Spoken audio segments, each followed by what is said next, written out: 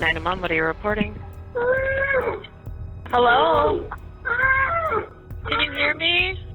When police received this chilling 911 call from a desperate woman's Apple Watch, What's going on there? I'm gonna stay on the line with you. all they could do was listen to her muffled cries for help. Until vital clues led them to a quiet suburb in Washington. Police department! You're inside, take yourself down! But they missed her by seconds. By the time they arrived, she was already on her way to a nearby forest, where she'd be thrown into a shallow grave, bound, blindfolded, and buried alive.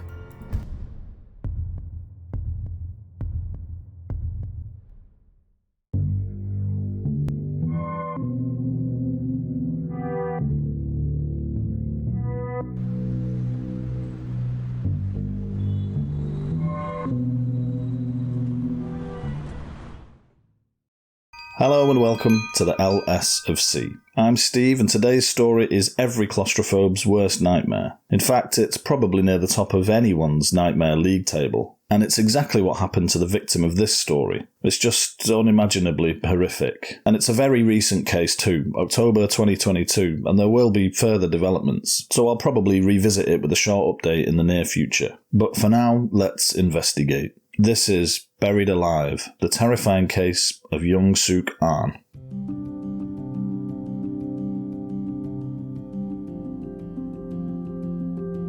Today's tale takes us on our very first trip together to the Pacific Northwest of the USA and to Washington.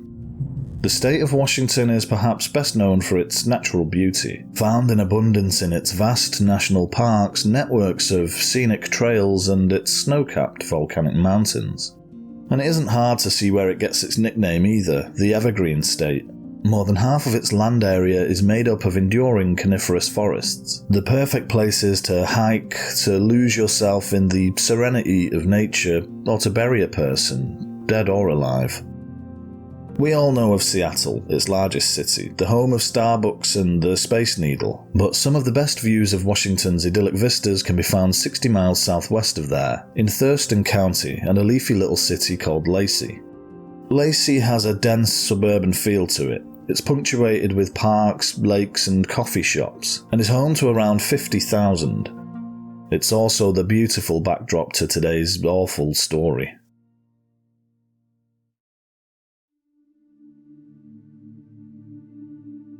It was an unusually warm Sunday in October, and the azure sky above Lacey was clear. Shortly before 1 PM, dispatchers received an emergency call from an Apple smartwatch. The caller sounded like a woman who was unable to talk but was clearly in distress. 911, what are you reporting? Hello? Hello? Can you hear me? What's going on there? Okay, I'm gonna get help started to you. Hold on for me for just a second. Do you know the address that you're at, if I said it? Hold on, I'm gonna get help started for you, okay? I'm gonna stay on the line with you. Just hang tight, okay? My partner's getting help started to you. Are you having a medical emergency? You are? I'm still here, okay? I'm not gonna hang up until help is with you, okay?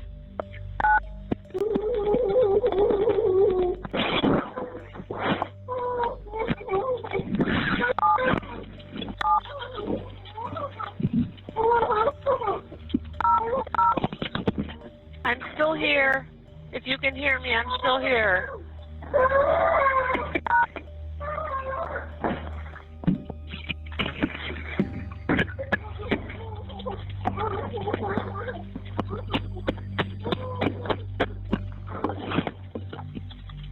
I'm still here.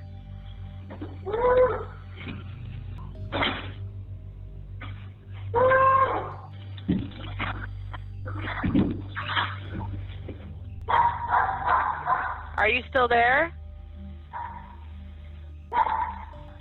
ma'am?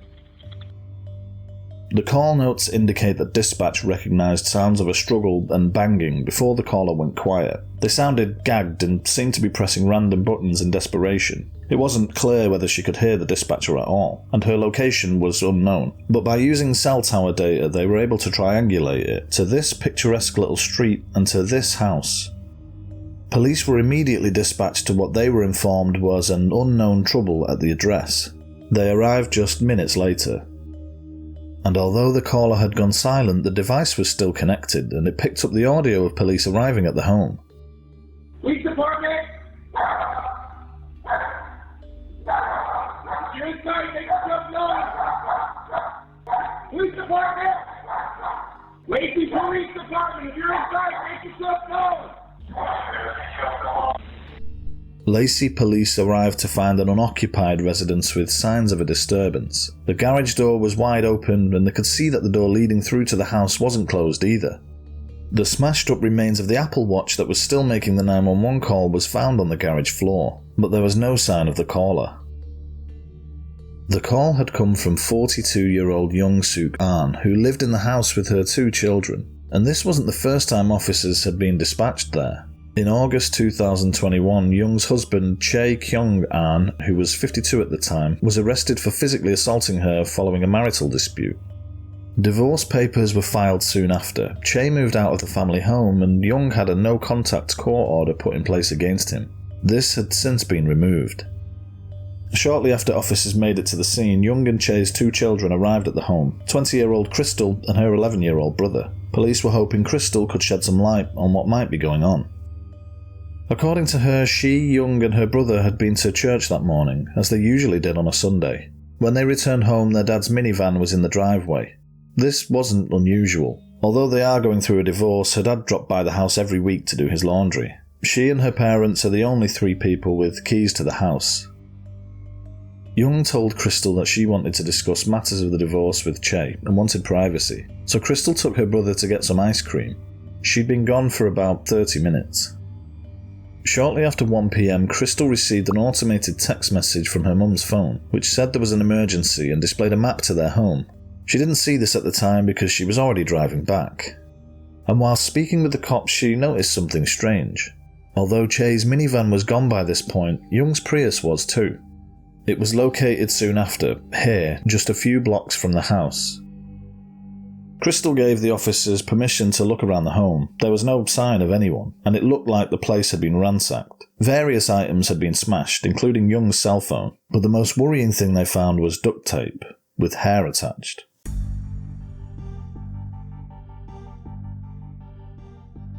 Soon after Crystal and her brother arrived on the scene, so did Young's best friend. It turned out that she'd also received the emergency notification text, so went round to make sure everything was okay.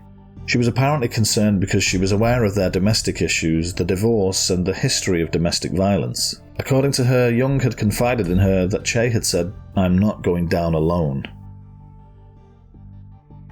Police reacted fast. Lacey detectives, patrol officers, and members of a team known as the Lacey Community Research Unit worked together to canvass the neighbourhood and collected a number of recordings from security and doorbell cameras. One of the videos showed a male in a white t-shirt and dark shorts opening the garage door before pulling a minivan inside and closing it behind himself. Shortly afterwards, the van was seen taking off from the house at high speed. Another caught the same vehicle passing the police SUV moments before it arrived at Young's home to investigate the disturbance, as well as various cameras that indicated the minivan had hastily left Lacey heading south. Crystal watched the CCTV footage and recognised the man in the driveway as her dad, Chae. All signs at this stage indicated that Young had been kidnapped by her estranged husband. An endangered missing persons alert was sent out to Washington State patrols, social media, and via text message alerts to phones in Thurston County and the neighbouring Pierce County, urging people to be on the lookout for Young, Chae, or the light blue Dodge Grand minivan. But police received little response to the appeal, and as the mild October day gave way to night, Young's family feared the worst. And given the title and introduction to this episode, I think you can probably work out what happened to Young Sook An after she was kidnapped. According to probable cause documents, Chae had taken his estranged wife to a dense forest south of Lacey and buried her alive in a shallow grave, leaving her to die in the most inhumane way possible. The hunt was now on, to find Chae.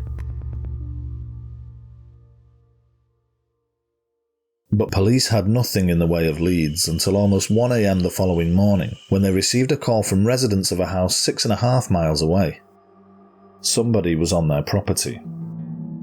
A police deputy arrived soon after, and as they pulled into the driveway of the residence, the car's headlights illuminated what was described as a shadowy figure, hiding behind a shed in the front yard. The deputy got out of the vehicle and shone their flashlight onto the figure, and immediately recognised them from the endangered missing persons alert photo. But it wasn't Chae. It was young Sook, severely distressed and covered in dirt. When Young recognised that the deputy was law enforcement, she sprinted towards them, screaming and crying hysterically. She grabbed the cop's arm and shouted, "My husband is trying to kill me. Help me." She was in bad shape. She had duct tape wrapped around her neck, chin and ankles, and extensive bruising was visible all over her arms, legs and head. Her hair and clothing were covered in dirt. She was given some water and helped into the back of the police vehicle, where she identified herself and let the deputy know that her husband was still out there, in the woods nearby.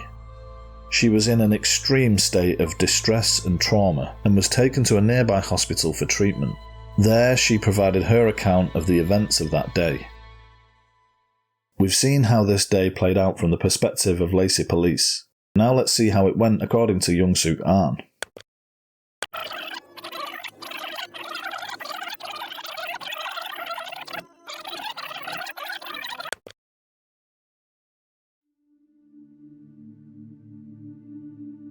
It was an unusually warm Sunday in October, and the azure sky above Lacey was clear. When the family arrived back from church to find Chae was in the home, Young told Crystal to leave the house with her brother for a while, so she and Chae could discuss the divorce and money. They began to argue. Chae grew angry, and Young asked him to leave. Young then went up to get changed in her bedroom, but Chae burst in and began to physically attack her. He punched her in the head numerous times before throwing her to the floor, declaring that he'd rather kill her than have her take his retirement money. Chae then used duct tape to tie Young's hands behind her back, and he bound her thighs and ankles. He also put tape across her mouth and eyes. Chae then left the house for a few minutes. We now know this was to drive his van into the garage and move Young's Prius to a nearby road, in what I can only imagine was a flimsy attempt at throwing investigators off his scent. It was during this time that Young managed to position her tied hands in such a way that allowed her to access the Apple Watch and to broadcast the emergency messages as well as to call 911. According to Young, she could in fact hear the operator during the call, but since her mouth was covered, all she could do was yell and press random buttons in a desperate plea for help. Chae then returned, dragged Young along the floor, down the stairs and into the garage. It was then that he realised she was wearing the smartwatch, and so he grabbed a nearby hammer and smashed the watch and both of her wrists with it, as we heard earlier during the 911 call. But what Chae didn't realise was the watch survived the hammer and remained on call on the floor of the garage, which is how we heard the police arrive at the house just moments later. Lacey Police Department, if you're inside, make yourself known! Young was driven for quite some time, blindfolded, bound and in the trunk of Chae's minivan. During the journey she tried to use her toes to open the latch of the trunk door, but was unsuccessful. Still unable to see, she was taken out of the van, thrown onto the ground deep within a forest and dragged to a clearing. Chae then started digging a hole. Young heard every single stroke of the shovel breaking the earth, digging her grave. Several hours passed before the digging stopped. Chae then stabbed Young in her breasts numerous times with a long, thin knife, before throwing her into the hole and placing a large, heavy log on top of her. She was still blindfolded, but at this point she could just about make out that it was still daylight, so it would have been some time before 6:30 p.m. She could hear the sounds of his heavy footsteps circling her grave over and over, as he gradually threw piles of dirt on top of her. Young was already struggling to breathe because of the tape around her mouth, so as she was being buried she made an effort to wriggle in an attempt to keep a small pocket of air around her nose as the dirt was piled on top of her face. Throughout the entire ordeal, Chae told her repeatedly that she was going to die. Once Young was buried, Chae simply left her there to die, injured in the ground, barely able to breathe, though the hole thankfully wasn't quite deep enough to suffocate her completely. But she couldn't move at all under the weight of the log and all of the soil. According to Young, she laid there in that shallow makeshift grave for more than 3 hours, willing herself to survive by thinking of her children. By now it was dark, and Young eventually managed to wriggle free of her wrist restraints, and she began to dig herself out. After some time she managed to get her arms and head free, and she ripped the tape from her eyes. It was then that she realised Chae was still there. He was inside the minivan parked close to the hole with the light on inside, but the windows were fogged up, and Young wasn't free yet. The heavy log was still on top of her, but she managed to muster the strength to shove it off before she stood up and just made a break for it and started running through the dark forest as fast as she could. Young ran for about 30 minutes until eventually she saw headlights, which led her to Stedman Road and to the house she frantically knocked at, begging for help. By now it was just before 1 AM. She was kidnapped at 1 PM, so this entire ordeal lasted 12 horrifying hours, and the majority of it would have been spent listening to Chae digging the grave and then lying trapped within it. When Young was discovered, she was in a state of distress. No shit. She was immediately taken to hospital to be treated for her injuries, and although she'd been stabbed in the chest multiple times, those injuries were thankfully not life-threatening. In the meantime, police combed the local forested area for any sign of Chae, but they couldn't locate him. That's not surprising, it was pitch black by this point. But at 7:37 AM the next day, they received a call about a suspicious vehicle a couple of hundred metres up the Chehalis Western Trail, just off Stedman Road, the very same road where Young was rescued.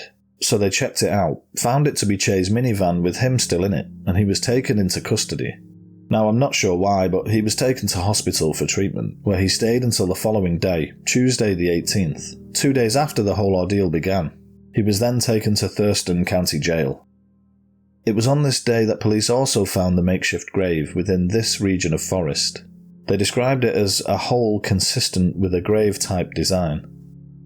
The hole measured 65 inches long, 30 inches wide, and 19 inches deep, and appeared to be freshly dug. There were drag marks on the ground leading up to the grave, consistent with Young's statement that she was dragged from the van to the location where the hole was dug, and buried under the loose dirt was duct tape consistent with that found on Young and inside her home, and there was hair consistent with hers. And to top it off, outside the hole they found another piece of matching duct tape on the ground, but this one had something stuck to it, the frame from the face of Young's Apple Watch.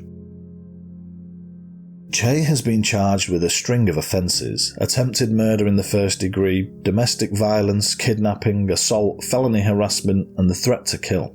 He's currently pleading not guilty. Other than domestic charges, Chae has no prior convictions, nor has he ever failed to appear in court, but Young feared that if he were released on bail, Chae would kill her. A preliminary hearing was held at Thurston County Superior Court on October 19th. Young didn't attend, but a victim's advocate read this statement on her behalf. These are her words. Please, no bail. I am really afraid for my life. I just want to emphasize that I fear him so much, and he will kill me again if he is out. Chae's public defender asked for his bail to be set at $150,000, noting that it would still be sufficient to keep him behind bars. He also noted that his client, a veteran of more than 30 years, might be suffering from some service-related mental health conditions. His service is likely to be a main factor that his defence will try to lean on, but it was also one of the reasons Young was allegedly so afraid of him. According to her, he worked in intelligence, so was incredibly smart and well-travelled, and coupled with his explosive anger, it made him a dangerous man. He allegedly threatened to kill her numerous times during the breakdown of their relationship, but she never truly believed he would. Given the substantial evidence implicating Chae, the court commissioner set no bail due to probable cause for the alleged crimes. Chae is also prohibited from contacting Young.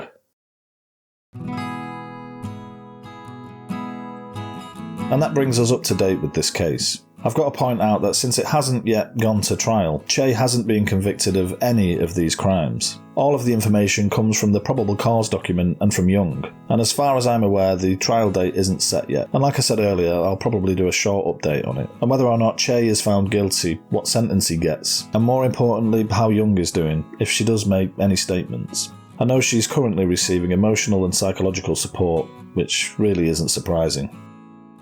It baffles me how Chae was prepared to leave his own children with no mother, just for pride and greed. What Young went through is nothing short of a living nightmare, and I can't even begin to imagine how she managed to summon the strength to survive what is one of the worst ordeals I've ever read about. It's terrifying, but also an incredible story of survival.